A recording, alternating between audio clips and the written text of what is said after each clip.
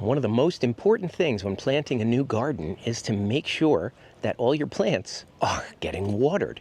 It's a big investment in time and money in putting in all these plants, and you want to make sure they don't die. Well, this garden didn't exist when we bought the house in January.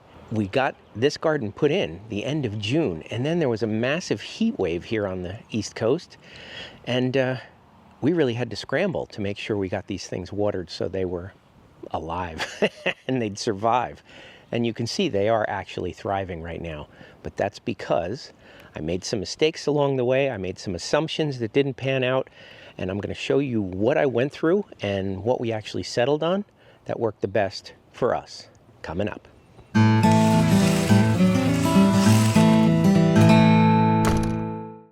So I'll be honest with you, one of the main reasons that we moved is outdoor space. I mean, look at this backyard. It's tremendous. It's got a great patio and a fire pit and a nice sized lawn. Of course, this is a bit of an eyesore. This is where the play set used to be. Oh, did I mention it came with a play set? That's going to be nice for our grandchildren. So we decided to actually keep it and move it. It's got this absolutely gorgeous magnolia tree in the middle of the backyard. And my wife loves to garden, and so she really wanted a garden to hide this big white fence that just looked like a bit of a prison. And now it's softened it, and it looks just beautiful. It's our little bit of zen right back here. Well, this is the front of the house, and you can see that it looks nice now, but when we moved in, the gardens were very weedy and overgrown, and they needed some to be taken care of. You can also see it is a corner lot, and it is a really big lawn. So I do not maintain this lawn myself. I have a lawn service. It's way too much for me. So we did have the front gardens redone in the spring, the early spring. And a lot of these plants were still here, but some of them are new. And these 3 azaleas on each side are new. And so we had to water those to make sure that they would establish very well. The rest of them, though, are just well established and watered by Mother Nature. And of course, we've got some annuals out here, which my wife likes to water by hand. It's a nice small garden. And, you know, we have a hose bib right over here, so no problem with that. Now, these plants are all new, too, except for the one over here that's dying, which I made an assumption it was established, and I probably should have watered it. But you could see the ones that are getting watered, they are thriving. Now let's take a closer look at how they're being watered. What you can see here is a little dripper right there. So this has a drip irrigation system. Underneath the stones, there's a water line, and each one of these shrubs has an emitter. There it is right there. And like I said, I should have watered this. But the way that this works is I have the hose bib here, which is also where the water comes out for the sprinkler system. And that's where the hose reel is stored. And below it, I have this big splitter, and I have a little timer. This is a 2-zone timer. And you can see, for example, this one, I push that button, and water comes down this black hose, and you can see these plants are now getting water. So that's how that works. And these are adjustable as well. So if you think it's getting too much water, you just turn it a little bit and it'll get a little bit less. Now, in addition to being manual, of course, this is a timer that I can control with Bluetooth or Wi-Fi. Now, I was fortunate that the previous homeowner had this tube already run under the sidewalk. And there was a drip system here before, but I adapted to it because it was all fouled up. So that was a good thing. I didn't have to run a new tube under the sidewalk. And this hydrangea was transplanted, and you can see we actually have 2 emitters on this because we wanted to make sure that it got enough water. And again, it's thriving. Oh, by the way, this side of the fence, yeah, that's a huge lawn too. All the way down to the end of the fence way over there. So add that to this and you can see why I don't maintain it myself. But the back garden was just a completely different issue. It's much bigger, much more spread out, and it's hard to get water way out there. But I was fortunate. Now, of course, we have a hose bib on the back of the house, and we do have this HoseLink hose reel here, which is a retractable hose reel, but it's only 82 feet long, and that's just not nearly long enough to reach out all the way to that garden. But we are fortunate over here by the playset, which is an awkward place for it, but the playset wasn't here originally, like I said. But we are fortunate that there is a hose bib out here.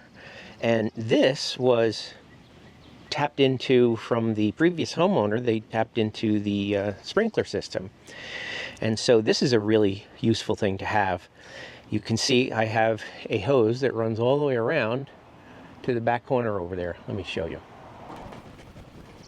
All right, you can see that gray hose comes all the way over here to this T, and one part of the T goes to this hose reel, and that's important because that allows us to water things by hand when we plant and whatnot, so that's always necessary.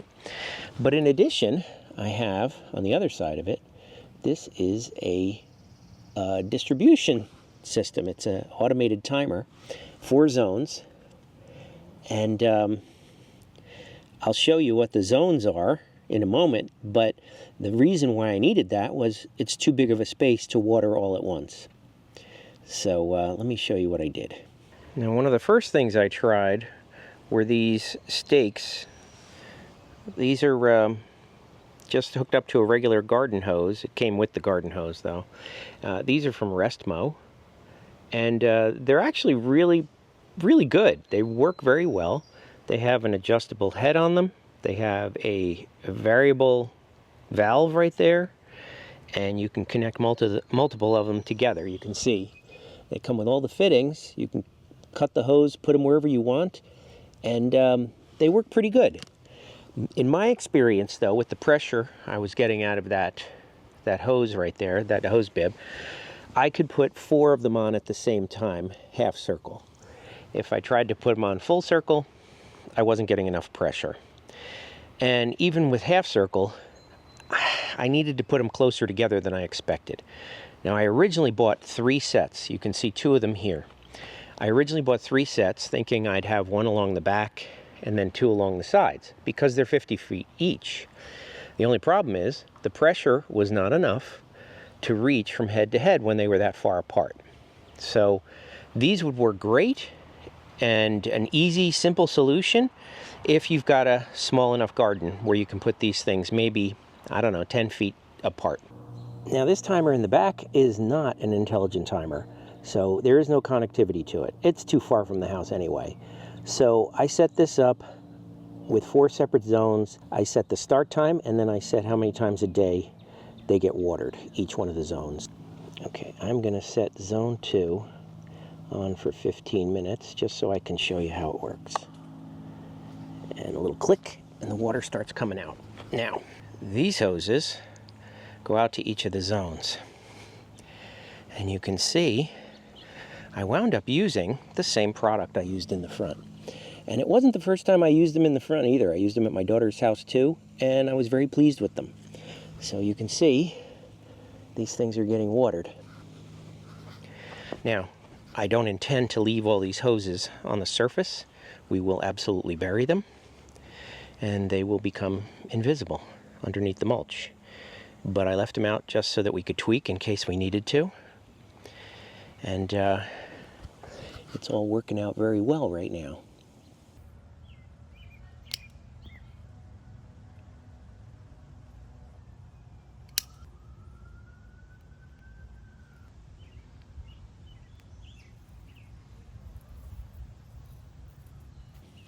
Let's see, where's the head on that one? There it is, right there. Hydrangeas love water, and they love water at the base, which is another reason why I didn't like the hose sprayers, because they obviously spray the top of the plant. But drip watering is always the best because it waters the bottom. They say that hydrangeas like wet feet, and that's just water them at the bottom.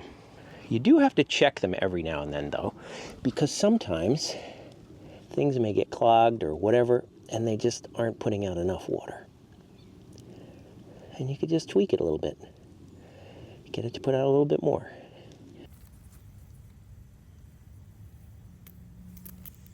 So I have 3 zones in this garden. Basically, from all the way at the end to right about here is one zone. And then from here to right about the corner is zone 2. And then the back is zone 3. Now, what is zone 4, you might ask? All right, well, let's put on zone 4 and I'll show you what that looks like. Now, zone 4 is that big green hose, and that comes all the way around the back here. Well, that green hose comes over to this splitter, and from here I have 2 soaker hoses. And you could see these drip soaker hoses are 150 feet long.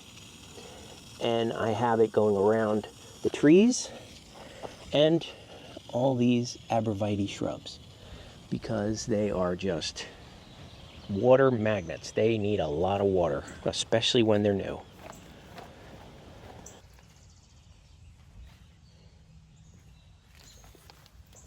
So using a splitter, I have 300 feet of hose actually being watered at the same time. So all these arborvitaes are being watered, as well as the redbud trees, as well as the magnolia down at the end. Now, I will be honest and say 150 feet, this end does not get nearly as much as the beginning does, but it gets enough.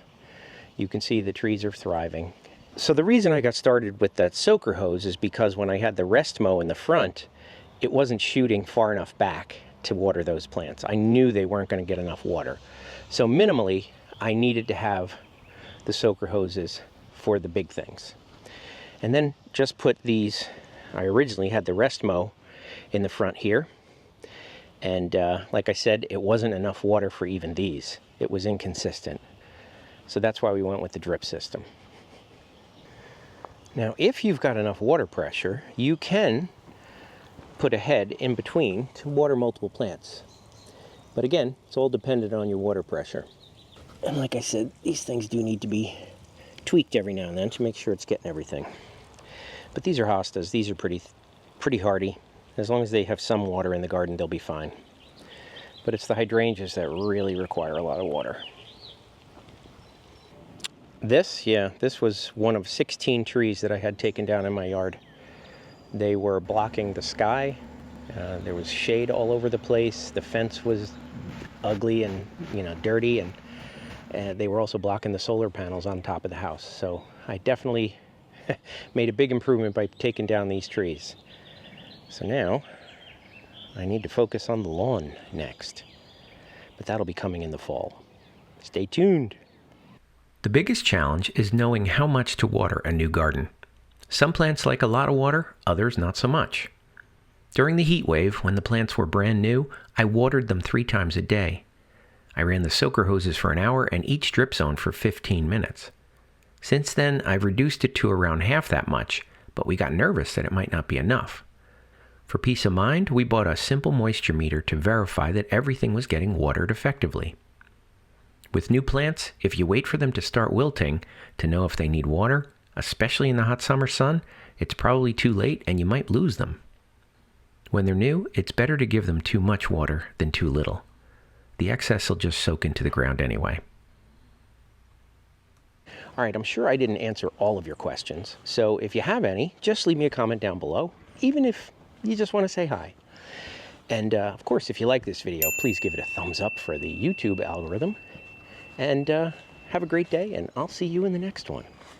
If you need shade on your deck or patio this summer, check out Toya Grid Pergola Kits.